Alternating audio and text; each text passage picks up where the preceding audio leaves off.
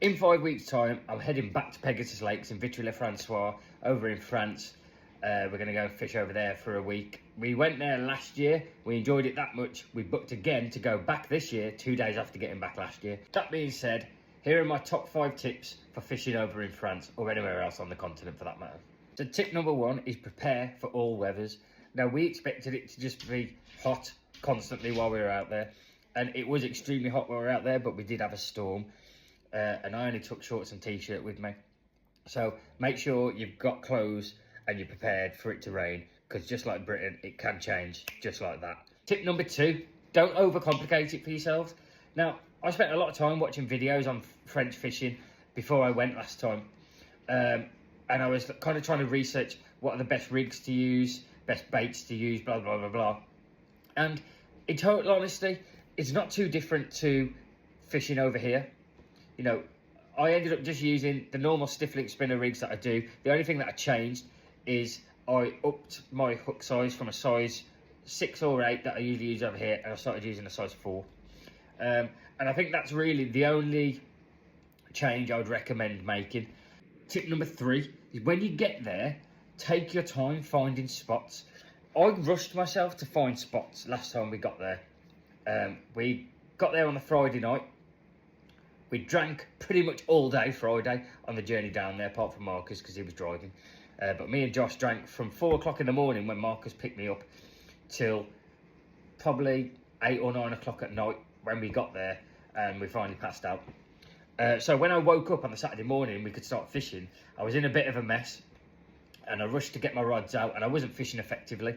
So this year when I go, and I could recommend this to everybody else as well, I'm definitely going to spend at least half a day finding spots. Don't forget, you've spent a lot of money to get there in the first place. So the last thing you want to be doing is rushing to get rods out and your rigs aren't presented properly. So take time, find good spots and sit on them. Tip number 4 is do your research on the lake before you get there and before you pay. We were extremely lucky when we found Pegasus Lakes. It's owned by a man called Pete Burke. He's an absolutely lovely bloke. He will do anything he can to help you and make sure you have the best time out there. The facilities are second to none over at Pegasus. The showers are always extremely clean. The toilets are extremely clean. He's got a fully stocked bait shop, a fully stocked tackle shop. He's got an amazing social area with a bar and all the sport you can think of on the telly. And he's just built himself a cafe on site as well. The lakes are pristine, the fish are pristine.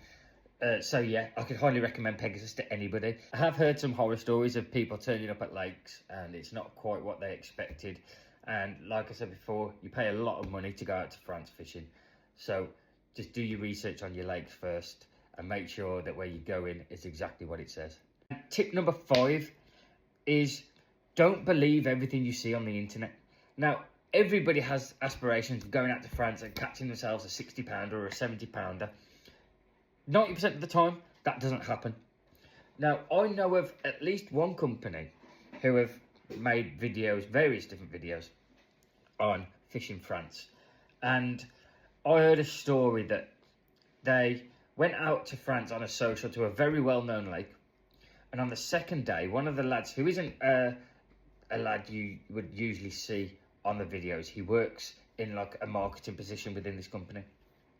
He caught a 70 pounder on the second day and he brought this up in conversation to one of the production team on the 3rd morning whilst they were eating breakfast. So they came up with this idea to fabricate this whole video and make out like they'd gone out to France to target this 70 pounder. And companies will do that because they want you to believe that their bait or their tackle is what's going to cost you what's going to catch you a 70 pounder, sorry. And again, that's just not always the case.